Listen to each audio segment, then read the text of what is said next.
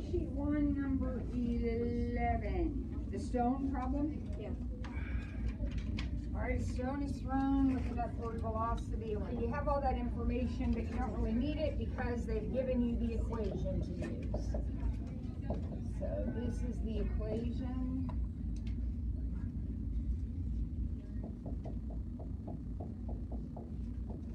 Which gives the height at time t. Okay, so then the question is, when will the stone reach its highest elevation? Okay, now look at that equation.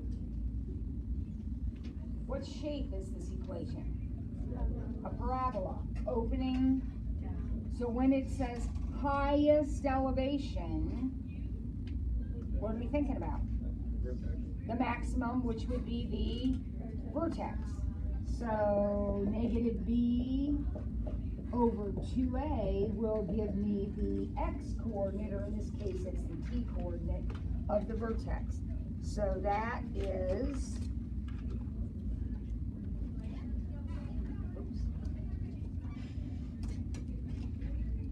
that's 10/7. Okay, now that's 10/7 what? 10/7 dollars, 10/7 pounds, 10/7 what? Seconds. That's 10/7 seconds. So did the question say, when will it reach its highest elevation? Yes. So what's the answer to the question? 10/7. Now, what if the question said, what is its highest elevation? Or what's the maximum height, or something like that? Then what would you do? Take the 10/7 and plug it in, and that would give you the height. Okay? Now the second question says, when will the stone hit the ground? Now go back to this equation right here. There's two variables. There's height and there's time. When will the stone hit the ground? What do I know if it's on the ground? Zero. What zero? The height is 0. So the height is 0. And I'm going to, what are you looking for? Maybe I left my quizzes in here. I haven't seen them. Okay, so we've got the height is 0. So now what do we have here? What is this? That's a quadratic equation. It looks kind of messy. So maybe I would just use the quadratic formula to solve it. Now be careful, you're going to get two answers, obviously. Make sure they both make sense. I have a feeling one of them will be negative, which means throw it out and it's just the positive one. Okay? Jade, why is your hand up? I have a question. So if you did a decimal for 10/7, like it's like 1 million, would that be fine too? Well, if you can write them as fractions and not round off, you really should. So all you have to do is hit math frac on your calculator and it'll do that for you. Hit the math button and the very first option is fraction and that'll take care of it for you. Now, if you can't do that, because some of them won't work. Some of them you'll actually have to round off. But when you're doing a vertex, it's going to be okay because you're building it as a fraction, so it can be expressed as a fraction every time. All right, so that's question 11 on worksheet 1. Anything else on worksheet 1 or 2 that we need to take a look at? Michael? 15 on number 2. Number 2, 15. Where she lives in the house. And the house, here's the house, and the house is 30 by 60. And we're gonna fence it in some of the yard, and it's gonna look like that. So all that's set up for us, that's perfect. Okay. The total area of the whole thing is gonna be 10384. That's the total area of the whole thing. So, okay. So how do we find the area of a rectangle? Length times width. So I need to know this, and I need to know this. All right, so what's this dimension? 30 plus x.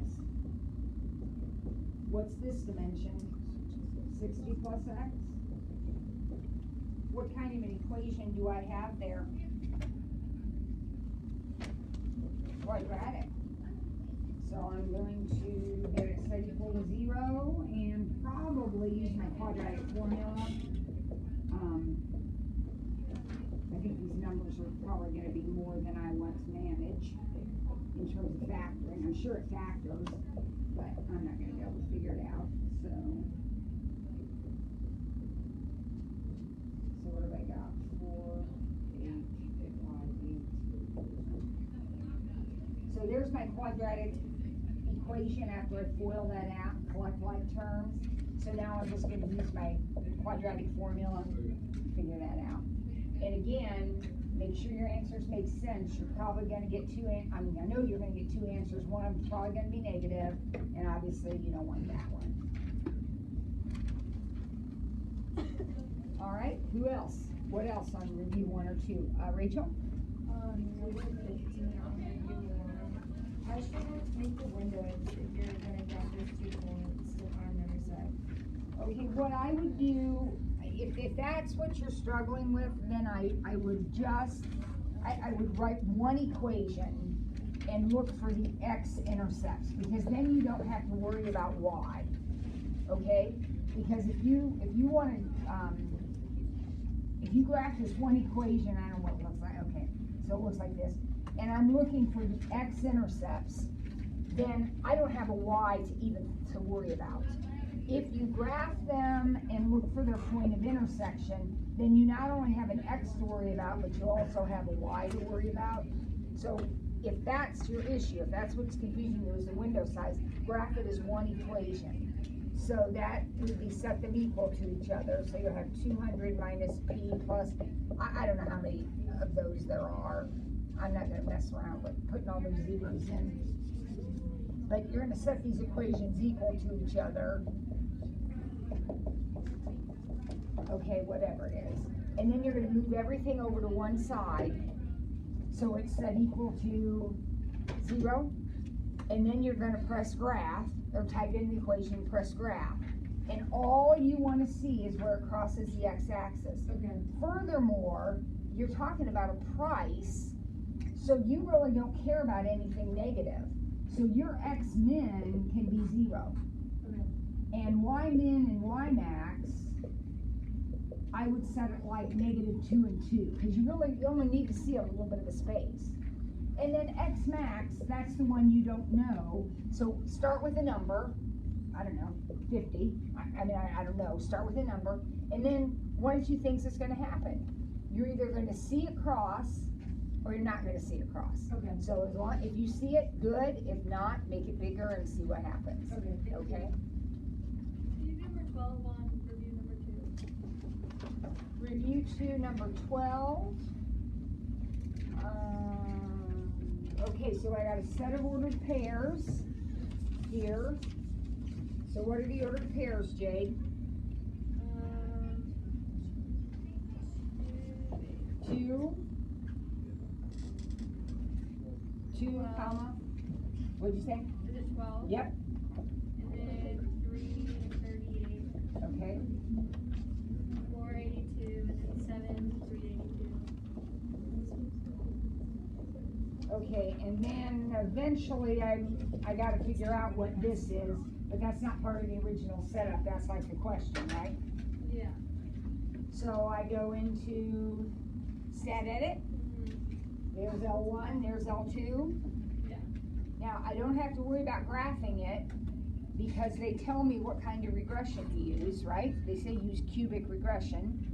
So once I get these in, then I'll go into stat, and I can never remember what that meant. Is it math or calc? What is it?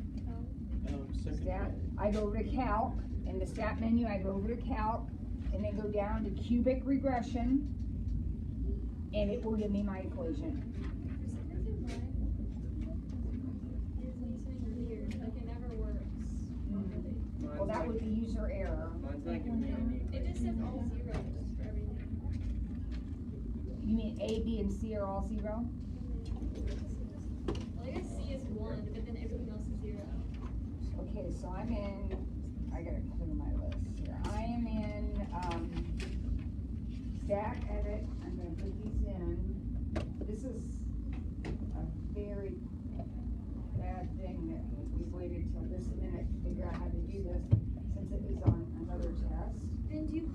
5 for what x is once you get the quadratic equation? Yeah, well, it won't be quadratic, it'll be cubic. Cubic, but that's, Yep. you put x. Yep. 5 is right there. So I need to go down to So, cubic regression. Does it, dude, it's Okay, that. so then you go stat, Zero. calc. And is this 0? Enter, calculate. Okay, mine came out just fine.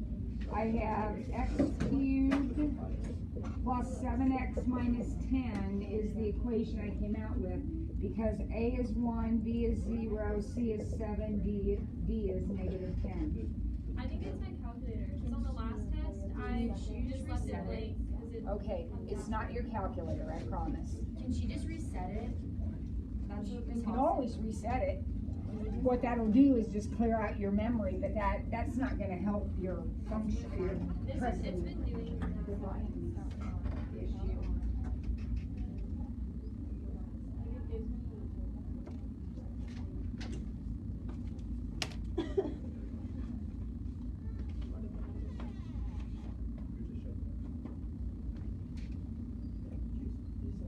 issue. Okay, cool. Are that's what you don't want. You're doing everything on the same list. Miss Ford, I got the right equation, but it says x cubed, and then it would be negative 3.4 e to the negative 11. Okay. That's E to the negative 11 means times 10 to the negative 11. We've talked about that before. The calculator does that all the time. What's 10 to the negative 11? Really small. Really small. So what do we interpret it as? Zero.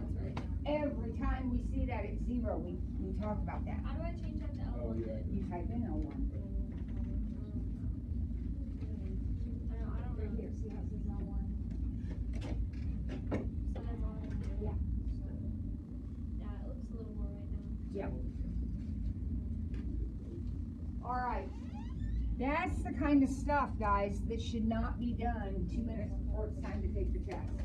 so what was the actual answer then? Just the equation? This is the equation, and then you plug 5 into the equation to get the number of, whatever it was you're looking for. Number of points.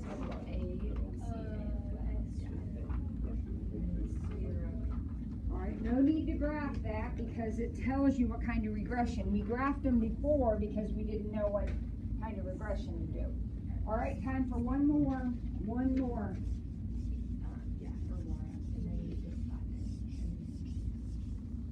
Is it gonna be specified, If it's on review 1 or review 2, it's on the test. It's not, Then it's like the reels and the, not that. not on the review sheet. Oh, I don't know, Descartes rule of signs? You're supposed to know that. You shouldn't even need to practice that. Is that what you're talking about? Descartes rule of signs? Where it's like if it's alternating, like how many times it alternate, the signs alternate. Yeah, that's Descartes rule of signs. So if you had this problem, there would be Reels that a how many times it 1, alternates. 2, 3. So there'd be 3 or 1 because there's 3 sign changes. Plug it in. And then if we let x be a negative number, there's only 1 sign change if x is negative. So altogether, you've got 10 roots, so 3 and 1, there'd be 6 of them, or 1 and 1, there'd be 8 of them, yeah.